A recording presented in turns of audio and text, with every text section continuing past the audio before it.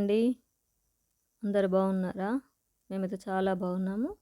మీరు కూడా బాగుండాలని మనస్ఫూర్తిగా కోరుకుంటున్నాను. Welcome back to my channel మీ శ్రేష్ఠ వ్లాగ్స్ అండి. మా ఛానల్ సపోర్ట్ చేస్తున్న ప్రతి ఒక్కరికైతే థ్యాంక్ యూ సో మచ్ అండి. ముందుగా మీ అందరికైతే గుడ్ మార్నింగ్ అండి. ఈరోజైతే మార్నింగ్ 6కు వీడియో స్టార్ట్ చేస్తున్నాను. ఇంక ఇన్ని రోజులైతే చాలా ఎండలు కదా. ఇప్పుడైతే ఒక 2 రోజుల నుంచి వర్షాలైతే కొడుతున్నాయి. వర్షాలు కొట్టడం వల్ల ప్రాణం అయితే పోయిన ప్రాణం తిరిగొచ్చింది అంటారు కదా, అట్లుంది వాతావరణం. అయితే చాలా ఎండలు ఇన్ని రోజులైతే. ఇంకా స్కూల్స్ కూడా స్టార్ట్ అయినాయి కదా. మా బాబునైతే ఇంకా స్కూల్కి పంపిద్దామని అయితే ఇంకా ఈరోజైతే మార్నింగ్ తొందరనే లేచినాము. ఇంకా ఆయనకైతే బుక్స్ అవన్నీ నిన్ననే తీసుకొచ్చినాం స్కూల్ కాడికి వెళ్ళి. కానీ ఇంతలోనే ఇలా అవుతుందని నేనైతే అస్సలు అనుకోలేదండి. చాలా అంటే చాలా బాధ అనిపిస్తుంది.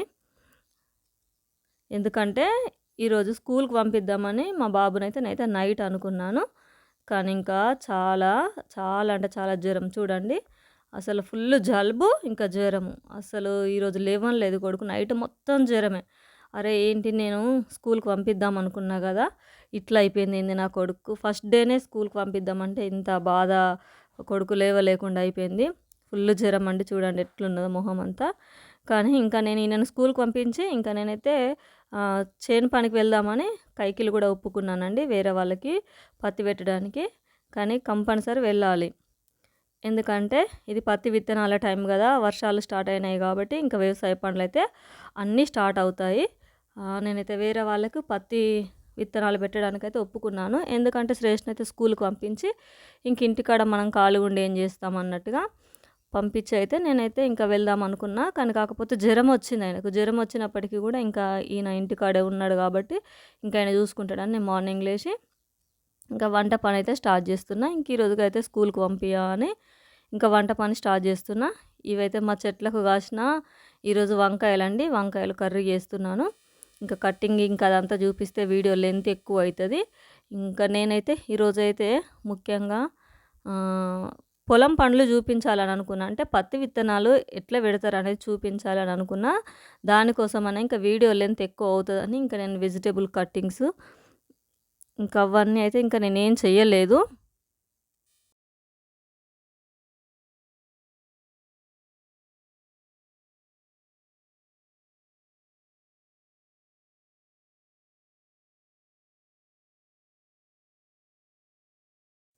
ఎందుకంటే ఇంకా శ్రేష్ఠని చూసుకోవాలి, ఆయనకు తినడానికి ఏమైనా చేయాలి.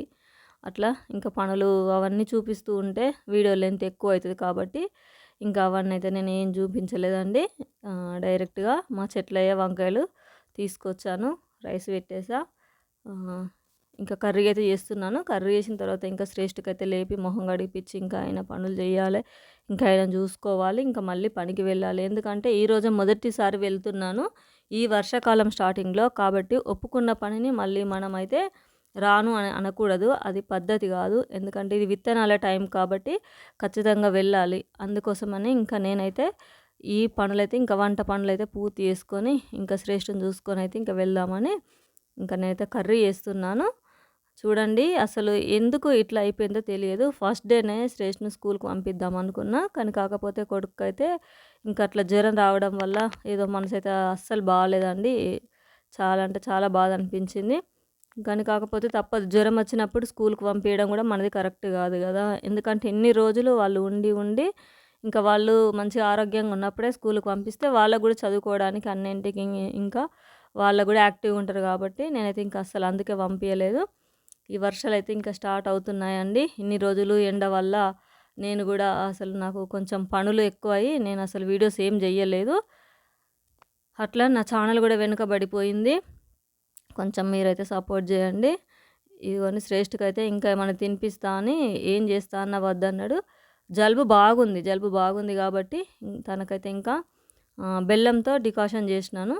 బెల్లముని చాయ్ పత్తి వేసి డికాషన్ చేసినాను. దాంట్లో మాకు అయితే బత్తాయి చెట్టు ఉంది, మీకు తెలుసు. ఆ బత్తాయి ఆకులు కూడా కొంచెం వేసిన, ఎందుకంటే కొంచెం ఆ ఫ్లేవర్ కూడా తగిలితే గొంతు మంచిగా సాఫ్ అవుతుంది కాబట్టి. చూడండి తను చాలా అంటే చాలా నీరసంగా, అసలు మంచిగా ఉంటే ఆయన పడుకొని ఉండడు. ప్రొద్దున లేచిన దగ్గర నుంచి ఇంకా ఆటే ఆట అలాంటిది. నేను తనకు అది బెల్లం డికాషన్ కాసేంతలోపు కూడా తను మంచిగా నిండా ముసుగేసుకున్నాడు, పడుకున్నాడు. బాగా జలుబయింది, అసలు లేవలేకుండా ఉన్నాడు. ఇంకా ఇలాంటి టైంలో పాపం కొడుకుని ఇంకా స్కూల్‌కి ఏం పంపియాలనే పంపియలేదు. అట్లుంది తన పరిస్థితి చూడండి. అసలు ఓపిక లేకుండా అయిపోయింది. ఇంకా ఆయనకైతే తాగిపించి టాబ్లెట్ ఏసి పడుకోబెట్టిన. పత్తి విత్తనాలు పెట్టడానికైతే వచ్చామండి. ఇదిగోండి ఇక్కడ మేమైతే ఈరోజైతే 6గురం కలిసి పత్తి విత్తనాలు పెడుతున్నాము. నైట్ కూడా వర్షం పడ్డది కాబట్టి కొంచెం అట్లా బురద అక్కడక్కడ బురద ఉంది. మిగతా ప్లేస్ అంతా బాగుంది.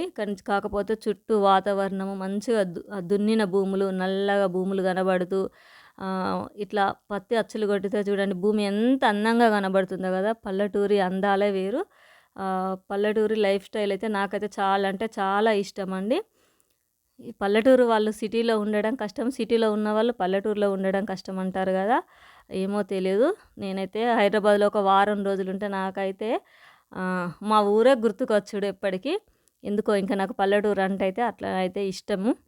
చూడండి ఇంకా మేమైతే ఈరోజే పత్తి విత్తనాలు పెట్టడానికి వెళ్ళాము. ఈరోజు మొత్తం అయితే ఇట్లా గడిచిపోయింది.